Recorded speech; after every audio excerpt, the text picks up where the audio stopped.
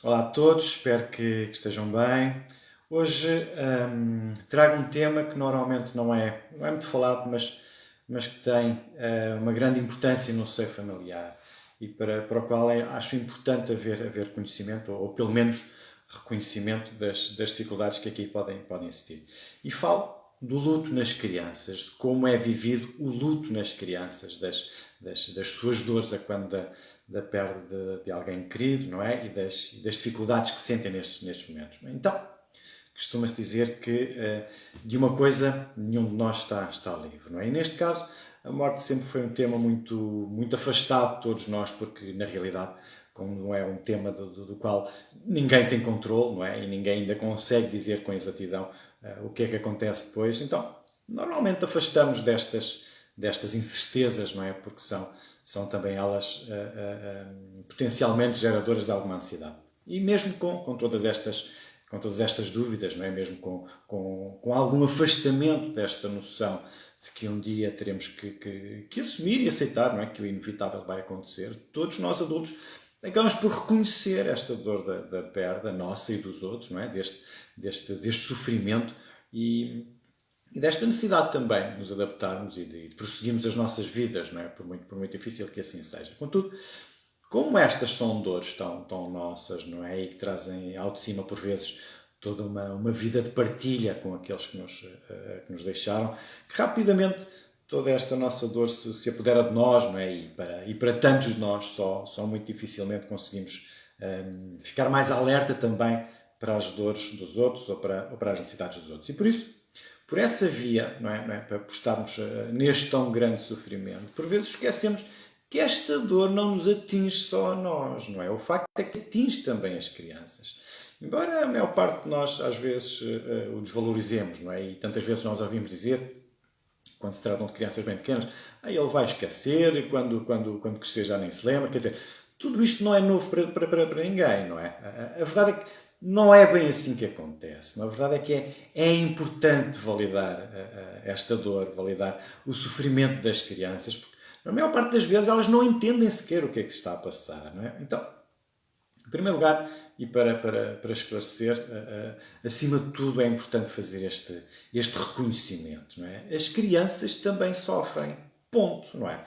As crianças também sentem a falta, as crianças também não sabem como reagir e as crianças também choram, não é? E mais que tudo isso, muitas delas entram num processo de tão grande confusão mental, porque não entendem sequer o porquê da morte, não é? Se é ou não para sempre, enfim, tantos porquês nós também ainda não sabemos ainda responder. Portanto, todo este processo para as crianças pode ser tão penoso, tão aflitivo, não é? De tanta dor e tantas incertezas, como é para nós adultos. E depois, também, naturalmente, dependendo da idade das crianças, assim se geram os conceitos, não é? Os significados daquilo que estão a presenciar, ou seja, o que é que significa o desaparecimento daquela pessoa em particular. Então, vamos por partes. Este conceito de abandono para sempre, não é? De perda ou de morte, ganham significados diferentes dependendo da idade e do grau de desenvolvimento de cada criança. Nos mais pequeninos, por exemplo, na idade pré-escolar, existe muito esta ideia de que a morte não é algo definitivo, não é? E, portanto, é algo que pode voltar atrás, que é reversível, não é universal, ou seja, não acontece a todos ou a todas as coisas, não é? E que, por vezes, somente com a nossa vontade a pessoa ou a coisa pode voltar à vida. O que quer dizer que até esta idade da entrada para a escola, mais ou menos, não é? Todos estes conceitos de abandonar, de perder ou de morrer são pouco claros para eles. E por isso, muitas vezes, nós adultos também não validamos as suas dores e o seu entendimento, porque vemos todos estes comportamentos como muito fantasiosos, não é? E vemos isso, por exemplo, nas suas brincadeiras de faz de conta, não é?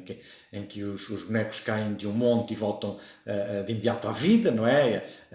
O mesmo acontece quando brincam, por exemplo, com bonecos de figuras humanas, ou seja, quer dizer, morre-se, não é? E ganha-se outra vez vida, praticamente de forma instantânea. Na realidade, é um mundo de fantasia que nós adultos também lhes criamos, às vezes para evitar a explicação a um facto que nem nós conseguimos explicar. Não é? Portanto, ao fim e ao cabo, e a bem ver, nenhum de nós sabe lidar com isto no momento e isso é algo que nós devemos reconhecer também, não é?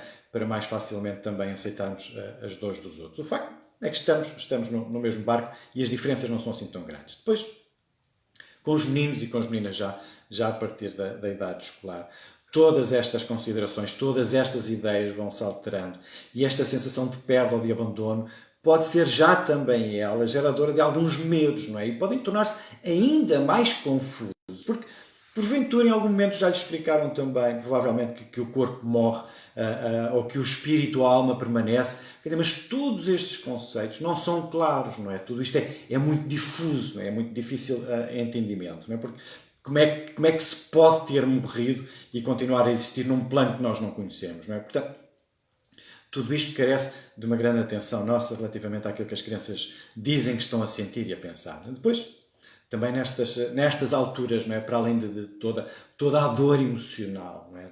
Da dor da perda, da dor da ausência, é muito comum também verificarem-se estados de grande culpabilização, não é? Pela ausência daquela pessoa que as deixou, porque podem entender que este abandono, ao final de cabo, foi motivado por algo que ela própria, a criança, fez, não é? Portanto, e mais ainda, não é? Este sentimento pode ainda levar também a sentimentos de raiva para com o próprio defunto, não é? Para com a pessoa que acabou de morrer, porque afinal de contas, sob um ponto de vista mais prático, o ente querido simplesmente desapareceu, não é? Abandonou para nunca mais voltar. E, portanto, é sempre importante entender que a nossa dor não é solitária, não é? E aceitar e perceber que existe nas crianças mais do que a própria dor da perda. Existe também esta dor da falta do entendimento e das expectativas de volta, não é? E por isso é importante ser simples, explicar o que aconteceu de facto e, claro, naturalmente sempre adaptado à idade e ao desenvolvimento da criança. Portanto,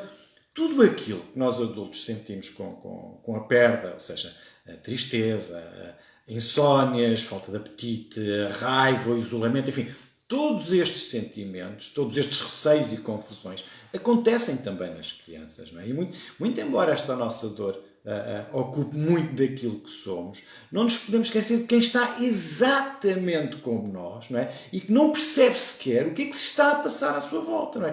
Com todo o choro dos crescidos, com todo o sofrimento que é aparente nos crescidos, nos adultos, não é? Com todos estes estados de tristeza, com todos os rituais que envolvem a morte de alguém querido, não é? E por aí fora. Portanto, por isso, cheguem-se à criança, cheguem-se às crianças, tentem perceber o que é que ela sabe, o que é que ela entende sobre o que está a acontecer e falem de uma forma simples, ajustada à sua idade, ao seu entendimento, sobre o que irá acontecer desse dia em diante, não é? Quer dizer, que mudanças se podem esperar na vida diária. Muito importante, garantam sempre que a criança irá ser acompanhada, cuidada, amada, não é? Porque, ao fim e ao cabo, isso é aquilo que vai repor a sua segurança, o seu equilíbrio, não é? E, ao mesmo tempo, reconhecer-se também como um elemento da família, porque também é habitual algumas famílias levarem nestes momentos as crianças ao afastamento destes episódios, não é? Destes episódios mais dolorosos. Na realidade, o que pode acontecer com isto é também gerar-se ainda mais um fator de tensão ou de stress, porque, quer dizer, para além da perda que ela já assistiu, vê-se agora também afastada, não é, do seu núcleo habitual de proteção e de segurança quando ela mais precisa, não é? Portanto, cuidado nestas decisões, porque podem desencadear também outros processos de mal ajustamento a nível dos relacionamentos pessoais e sociais também. Portanto, depois, é importante ainda relembrar que tudo aquilo que nós sentimos provavelmente é sentido de igual forma pelas crianças, mas sem esta capacidade de reconhecer sequer o porquê do que é que está a acontecer, não é? Por isso, validem a dor, aceitem esta dor, aceitem esta indefinição, não é?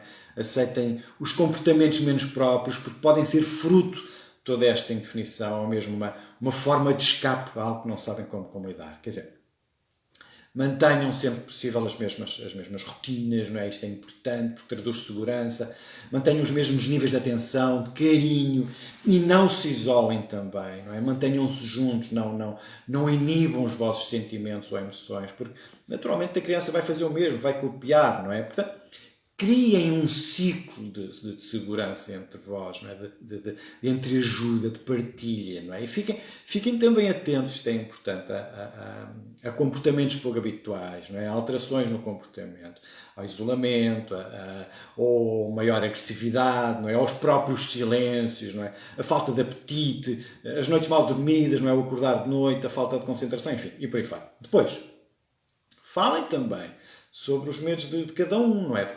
De como criar uma capa de super-herói, não é? E combaterem juntos esses medos. Criem confiança entre vós que vão superar estes momentos, não é? E mantenham vivos os vossos sonhos, as vossas intenções, os vossos planos, os vossos desejos, não é? E envolvam-se também em atividades que tragam alguma distração ao momento. E nós sabemos que tudo isto pode ser muito difícil, pode ser extremamente difícil no início, não é? Mas a verdade também é que a nossa centração na dor, não é? Traz também esse ciclo sem fim de desespero, de angústia, não é? Que é importante ir diminuindo ao longo do tempo também. Portanto, mantenham-se atentos, acompanhem as crianças, não é? Porque a maior parte das vezes são elas também, se ficarmos atentos, vamos ver que muitas das vezes são elas que nos ensinam os melhores mecanismos de combate a estes estados mais dolorosos. Depois, precisarem de ajuda, nós continuamos cá também para vos ajudar, ok? Portanto, fiquem bem, obrigado por terem estado aí, força, muita força a todos e até depois. Obrigado.